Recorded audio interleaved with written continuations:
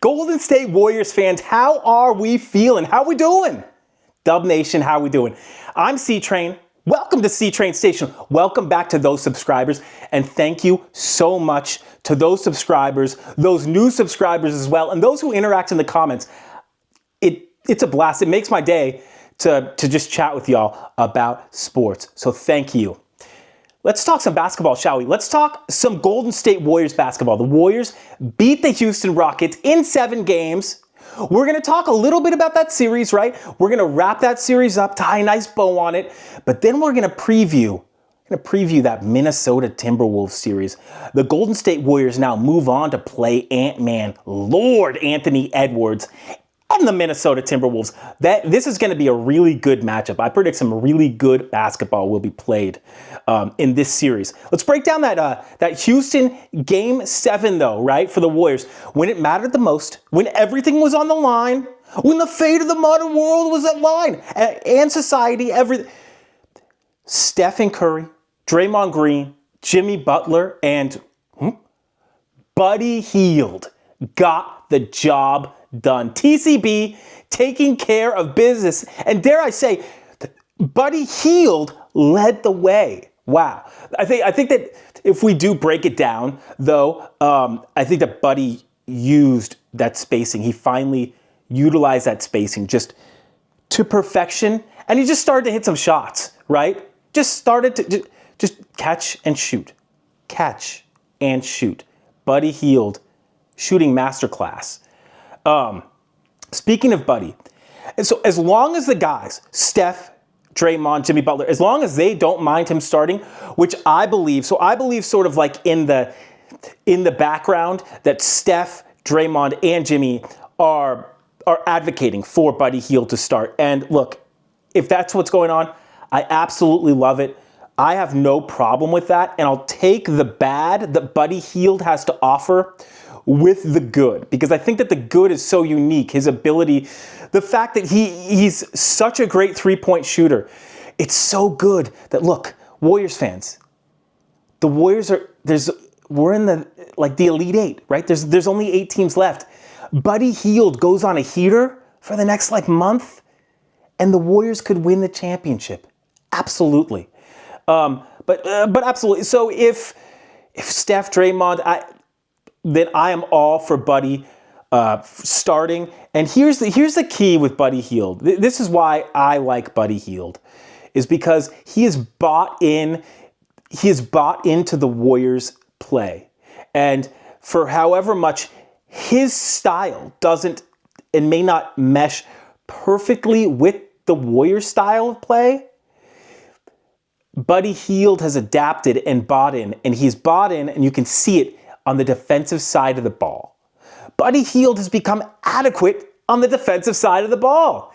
He is not just like a turnstile or a cone by any means.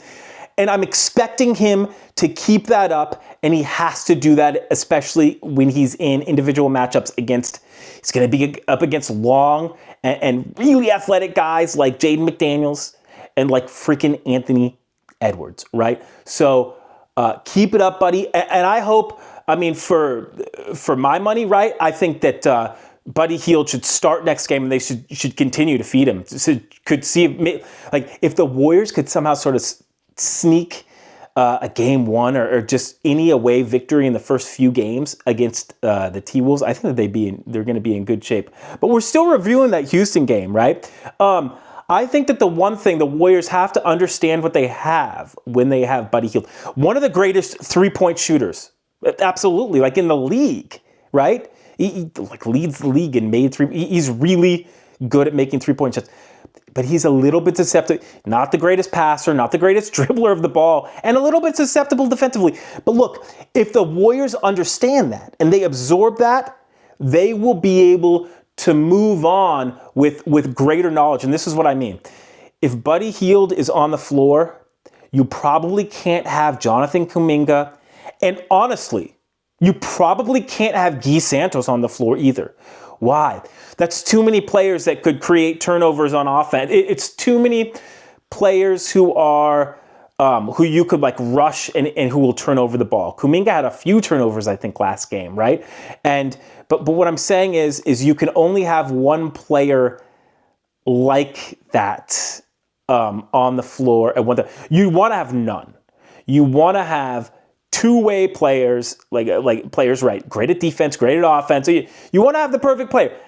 No player is perfect, pretty much, right? So you use what you have, but you can't duplicate weaknesses on the floor. And Buddy Hield has a higher basketball IQ. This is no offense, but he's just older, more versatile player than the likes of Santos and Kuminga. And so I think that it's all these things combined, right? That's allowing Buddy Hield to be on the floor. But in order for Hield to be on the floor, unfortunately, I think that for the collective basketball IQ to be high enough, the likes of Santos and Kuminga can't be on the floor with him. But we'll see. We'll see what happens. But I'm just looking for the best combinations, and that's what Coach Kerr has done. Speaking of coaching masterclass by Coach Steve Kerr. Kuminga didn't play very well. He played decent on defense, right, in Game 7, but he got Jonathan Kuminga out there. He got him valuable minutes. He utilized Kevon Looney perfectly. He was able to space the floor, even though only Steph and only Buddy Hield were able to shoot. A++ by Warriors coach Steve Kerr, and he's pushing all the right buttons again at all the right times. I love it. But to tie a bow on Buddy Hield, so they can really, when Buddy's out there, they gotta. So Buddy works really well with Steph, Draymond, and Jimmy because he knows what he's doing enough not to mess up, catastrophically, generally. And you can kind of see when he does, when he has that bad turnover. They look at it, they're like, Buddy, come on. You're it's tough. I mean, think about it. Buddy Hield, good player, right? Steph, Hall of Famer. Draymond, Hall of Famer. Jimmy Butler, Hall of Famer. Jimmy Butler, right? So yeah, you got to keep up with those guys. And even though those guys are 35, Steph, Dray, and Jimmy, even though those guys are 35, and 37 respectively, you got to keep up with them. Buddy Hield is able to keep up. Kevon Looney is able to keep up. Well done. Kevon Looney can still be effective in short stints. I loved what I saw in limited minutes in Game 7 from Kevon Looney. He was able to stymie and to sort of give some body blows to Steven Adams and company. I love that.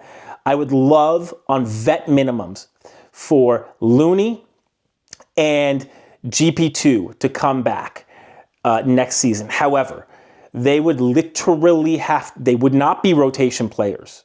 They would be emergency players, and they would be essentially at the end of the lineup with the two-way players at the very, very end of the bench. But they're so critical because, however, I'm saying wow, thanks a lot, C-Train, pay Looney and GP2 the minimum next season and stick them at the end of the bench. I think that they've earned that, and I think that the Warriors have earned that from them. I think that that's just a perfect match. Both of those guys can start in a pinch. Both of those guys can start in playoff games, right? But they're just, but they're not upper. They're niche players a little bit, right? Looney and GP2, and that's all good. I love them. Dub Nation loves them. I keep questioning Draymond Green when he's up against it. But when he's up against it, he absolutely, positively comes through. Time and time again, what a game by Draymond Green. Defensively, he had such a great game against Houston. And he didn't go, and he was able to keep his emotions in check. And I love that. If Draymond can play positive basketball, and I mean literally emotionally positive, energetic, I get it. I'm not saying to not pick fights, but just reserve yourself a little bit. Here, this is what I can say. A reserved, determined Draymond Green is that championship winning Draymond Green. When he's about that business, about defense, getting Steph the ball and connecting, Draymond Green is best in class, and the Warriors can win a championship off of that. So well done. So the Warriors had a players-only meeting before Game 7.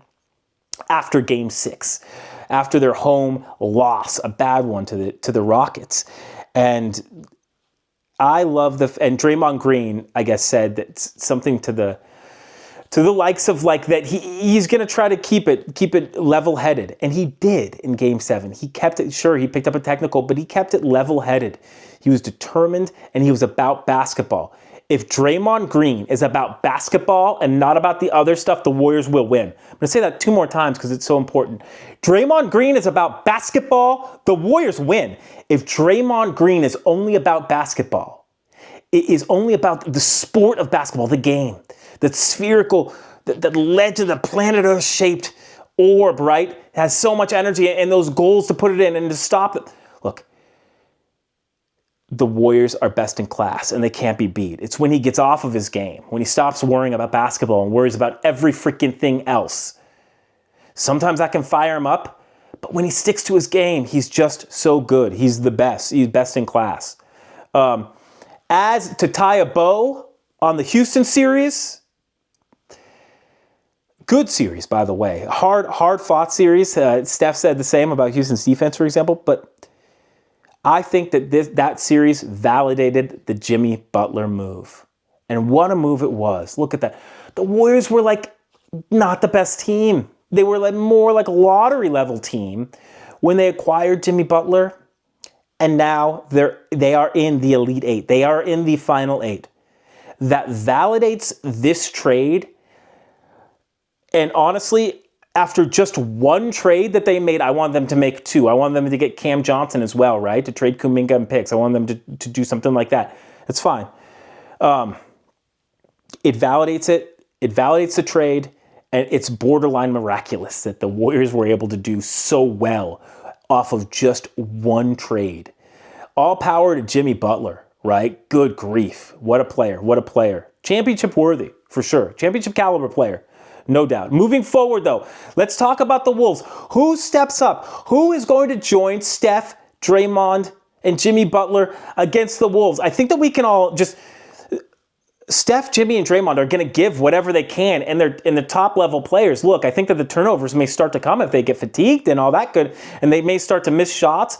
But we would hope that the Warriors could still be extremely competitive even in the games where Minnesota plays really well. But who steps up? The Warriors are going to be fatigued, especially in the first game. Can they somehow sneak a victory away in Minnesota? That's going to be tough. The guy who I put the spotlight on, the Warriors player, is for sure Brandon Podziemski. If Brandon Podziemski comes along with BUDDY HIELD, right, and really ups his play, he's been doing it. He's definitely been doing it on the defensive end. He's been connecting. If Brandon Podziemski can start to consistently score in double figures, we're talking about a championship level team, y'all. And I think that he can do it. And here's how. Brandon Podziemski, Podziemski found that little mid-range free throw line jumper, like off of, so Brandon Podziemski gets the ball, top of the key, calls for a pick, uses the pick, takes 1 or 2 dribbles in, steps in. A nice, easy, wide open jumper from the free throw line. That's been money. That has been money in the past for Podziemski.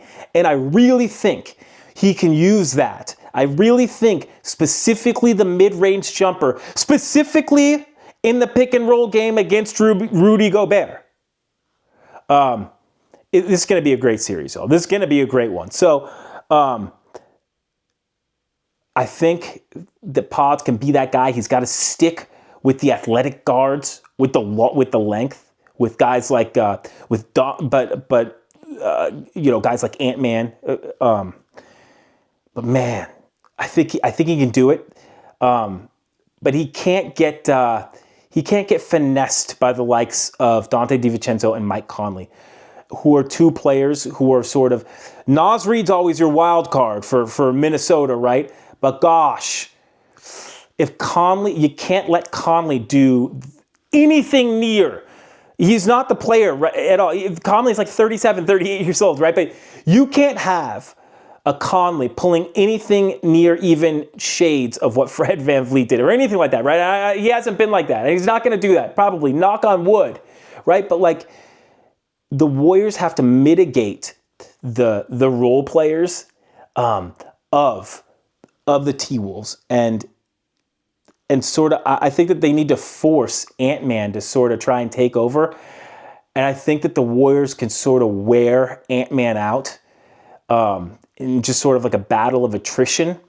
And I think that the Warriors can run down the T-Wolves. I think that they can eventually, if they can get those stops, I think they can eventually run down the T-Wolves.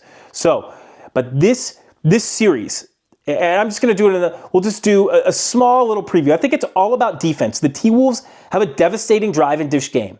They use players like Mike Conley in the pick and roll to drive and dish to shooters like players like Naz Reid, Jaden McDaniels, who's a ridiculous two-way player for them. Jaden McDaniels, he's not like a Wiggins player. He's like a Wiggins player to Minnesota in a way. I think that Minnesota would even agree with that, right? But gosh, their drive and dish game is first class. So you can't let, you have to mitigate dribble penetration, right? You can't let the likes of Anthony Edwards and even Dante DiVincenzo, you can't let them run all over you. You can't let them just penetrate at will. There needs to be a line of defense established, because without that, they're going to just pick the Warriors apart. They do a lot of drive and dish game. So look, you'll know the Warriors aren't doing the best if you see Mike Conley in a high pick and roll, in a high top of the key pick and roll with Rudy Gobert or whatever, and he kicks it to Jaden McDaniels in the corner for a three, or DiVincenzo for a wide open three, because the Warriors compress too far in. Their defense compresses too far in, right? The Warriors need to also understand that even though DiVincenzo, Jaden McDaniels, Naz Reid aren't as good of shooters as Steph and Curry, but they are Minnesota's shooters. Minnesota is they're a good squad. And so you can't give, so it's like, oh, we're giving Dante DiVincenzo and Naz Reid open shots. You can't do that. They're their shooters. They want open shots. The Warriors are going to lose like that. The Warriors, so it's, again, a healthy respect. If the Warriors can have a healthy respect for what Minnesota does and who the personnel that they employ, the Naz Reids of the world, the Warriors have a chance at this. Also, good grief. I didn't even mention Julius Randle, right? Ant-Man, as well as Julius Randle, are good at penetrating, at getting downhill. The Warriors need to stop that penetration and that downhill play. They can do that through having a set defense, so no turnovers, right? Because they're going to be running downhill all over if the Warriors turn the ball over a lot, right? Mitigate the turnovers and set that defense. And once that defense is set, and once Minnesota, just like Houston, thrive on second chance points, on those Rudy Gobert tip outs, right? The Warriors have to be able to man the boards at least as well as they did against Houston.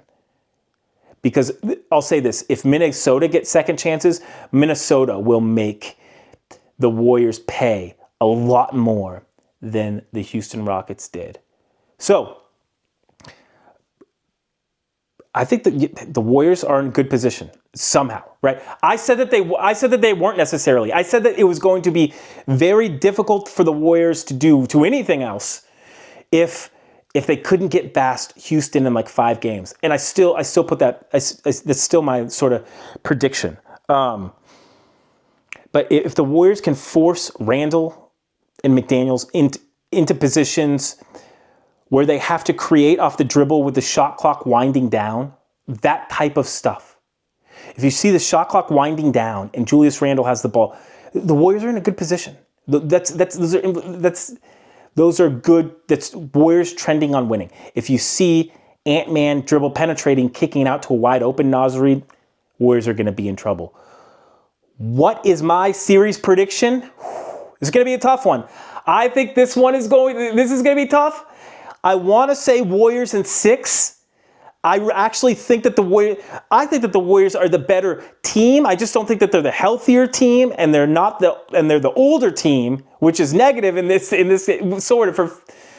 Yeah, so there's a big teeter-totter that the Warriors are entertaining right now because of, you got the vets, like the Hall of Famers, and then how much do they have? I think they got enough to get past Minnesota. So my prediction, the Golden State Warriors are going to take this series in 7 games. I think it's going to go the distance again. But the Golden State Warriors are going to take it in 7. What is your prediction? I want to know your prediction below. This is like one of my previews, right? So, Warriors or T-Wolves, and in how many games? In the comments below. That's what I want to know, your prediction. Thank you so much for watching. And thank you so much to those who subscribe, those who comment, those who like. And oh my gosh, have fun. Enjoy watching this Warriors team. They're playing hard. They're playing fun basketball. And I'm telling you, Dub Nation, enjoy this. Enjoy Steph and Curry while it lasts. This is still the golden age, y'all. We're having fun at C-Train Station. Till the next time, for your Golden State Warriors content, of course, like, subscribe, follow, and I'll see you next time at C-Train Station. Have a good one. Enjoy the game and the series.